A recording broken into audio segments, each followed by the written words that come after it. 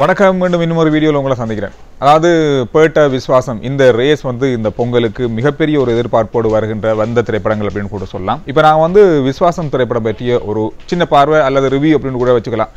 படத்தை பொறுத்தவரையில் தல ரசிகர்கள் மிகவும் ஆவலோடு எதிர்பார்த்த ஒரு திரைப்படம். அந்த எதிர்பார்ப்பை பூர்த்தி செய்திருக்கா இல்லையா?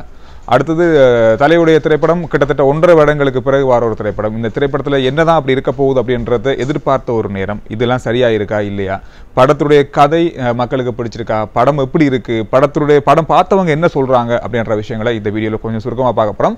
முதல்ல வந்து படம் வந்து சிறுத்தை சிவாவுடைய இந்த திரைப்படம். சிறுத்தை சிவா அப்படின்ற பேரு இந்த படத்துக்கு அப்புறமா விஸ்வாசம் சிவா அப்படின்ற மாறக்கூடிய வாய்ப்பு நிறையவே இருக்கு. காரணம் அப்படி என்ன அப்படின்னு பார்க்கும்பொழுது நீங்க படத்தை பார்த்தீங்கன்னா நிச்சயமா உங்களுக்கு அது உங்களுக்கே புரியும் அந்த மாதிரி விஷயம் ஏன் அப்படின்னு நான் சொன்னேன் அப்படின்றத.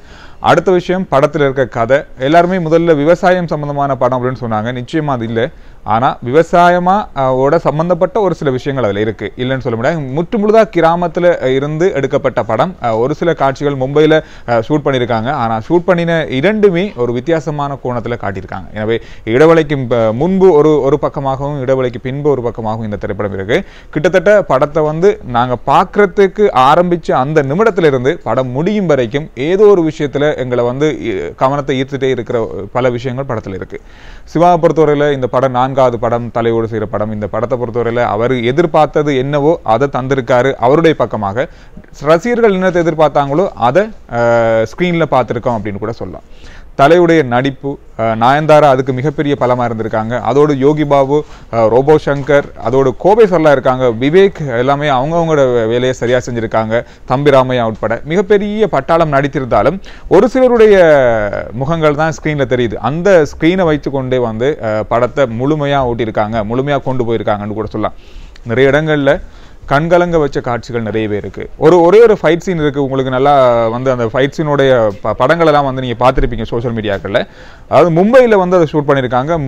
தொடர்ச்சியா மழை பெய்கிற ஒரு நேரத்தில் ஷூட் பண்ணியிருக்காங்க. அது ஒரு வேற லெவல் ஃபைட் அப்படின்னு கூட சொல்லலாம். இதுவரை காலமும் தல படத்தில் வந்த ஃபைட்ஸை விட இதை நீங்கள் தியேட்டரில் பார்க்கும்போது உங்களுக்கு ஒரு அனுபவம், ஒரு லெவலில் நீங்கள் அதை ஃபீல் பண்ணுவீங்க. நிச்சயமாக அது வந்து நீங்கள் தியேட்டரில் பாருங்கள். அதோடு மட்டும் இல்லாமல் குடும்பத்தோடு நீங்கள் இந்த படத்தை பார்க்குறதா இருந்தால் நிச்சயமாக உங்களுக்கு மிகப்பெரிய ஒரு ட்ரீட் தான். அதில் எந்த மாற்றமே கிடையாது. குடும்பத்தோடு நீங்கள் இந்த படத்தை பார்க்குறதுக்கு தான் இந்த படமே வந்து நிச்சயமாக உருவாக்கப்பட்டிருக்கு அப்படின்ட்டு ஏற்கனவே சொல்லப்பட்டது. என்னதான் பேட்ட சூப்பர் ஸ்டார், சன் பிக்சர்ஸ் அப்படின்னு மிகப்பெரிய ஒரு பேனர் பின்னுக்கு இருந்து ஒரு படத்தை வந்து வெளியிட்டாலும் இதெல்லாம் தாண்டி இந்த படத்தினுடைய கதையை நம்பி இந்த படத்தை வந்து இந்த அதே நாளில் வெளியிட்டது என்பது அவங்களுடைய தன்னம்பிக்கையை வந்து பாராட்டலாம். அந்த தன்னம்பிக்கையும் அந்த எதிர்பார்ப்பையும் இந்த படம் நிறைவேற்றிருக்கு. நிறைய விஷயங்கள் பேசலாம். நிறைய ஒரு சில மைனஸ் படத்தில் இருக்கும், எப்படித்தான் இருந்தாலும் இருக்கும்.